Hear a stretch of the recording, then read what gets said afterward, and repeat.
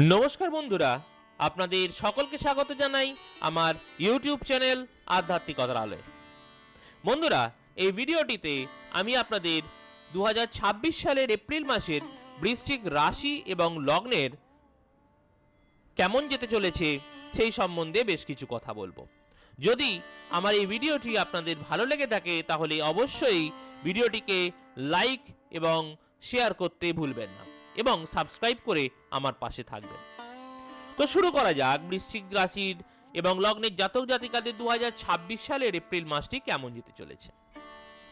এই মাসের 10 তারিখ পর্যন্ত আপনাদের মায়ের শরীর নিয়ে বেশ কিছু সমস্যায় আপনাদেরকে ভুগতে হতে পারে।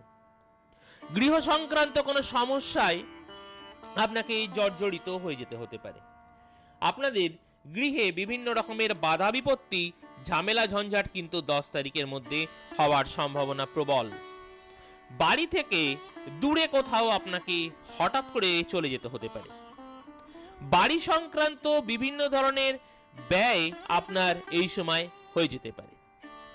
10 তারিখ থেকে 13 তারিখের মধ্যে যে সমস্ত ব্যক্তিরা পড়াশোনা করছেন তাদের জন্য যথেষ্ট ভালো সময় আসতে চলেছে।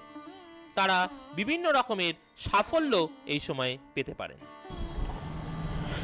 যে সমস্ত ব্যক্তিরা এই সময় প্রেম করছেন তাদের জন্য কিন্তু খুব ভালো সময় আসতে চলেছে এবং প্রেমে তারা এই সময় যদি প্রপোজাল দেন তাহলে কিন্তু সেটি অ্যাকসেপ্ট হয়ে যাবার সম্ভাবনাও রয়েছে। আপনার সন্তানের সাফল্য কিন্তু এই সময় আপনাকে আনন্দ দেবে। 14 তারিখ থেকে 27 তারিখের মধ্যে আপনাদের কর্মজীবনের ক্ষেত্রে বেশ কিছুটা বাধা বিপত্তির মধ্যে দিয়ে আপনাদের চলতে হতে পারে। কর্মক্ষেত্রে হঠাৎ কোনো অশান্তি, ঝুট ঝামেলা লেগে যেতে পারে। আপনার বসের সঙ্গে আপনার কোনো সমস্যা তৈরি হতে পারে এবং সেটি তৃতীয় কোনো ব্যক্তির দ্বারাও শুরু হতে পারে। আপনার যদি কোনো প্রমোশন হবার থাকে তাহলে এই সময় কিন্তু সেটি আটকে যাওয়া বা স্থগিত হয়ে যাবার সম্ভাবনাও রয়েছে। 27 তারিখ থেকে আপনাদের শারীরিক বেশ কিছু সমস্যার মধ্যে আপনারা পড়তে পারেন। আপনার হসপিটালাইজেশনের অবস্থাও কিন্তু এই সময় আসতে পারে। আপনার দাম্পত্য জীবনে বেশ কিছু ঝামেলা ঝঞ্ঝাট এবং যে সমস্ত ব্যক্তিদের ডিভোর্সের মামলা চলছিল তাদের ডিভোর্স হয়ে যাবার সম্ভাবনা বা নতুন করে ডিভোর্সের জন্য কোনো কেস ফাইল এই সময় আপনাদের হবার সম্ভাবনা রয়েছে এবং আপনার লাইফ পার্টনারের শারীরিক কোনো সমস্যাও কিন্তু এই সময় দেখা দিতে পারে। এবার বেশ কিছু সতর্কতা আপনাদের দিয়ে দেওয়া যাক। এই মাসটিতে অবশ্যই আপনারা আপনাদের দাম্পত্য জীবনকে ঠিক রাখবেন। আপনাদের শরীরও আপনারা এই সময় ঠিক রাখার চেষ্টা করবেন, না হলে কিন্তু আপনাদের দাম্পত্য এবং শরীর নিয়ে বেশ কিছু কষ্ট আপনাকে পেতে হতে পারে।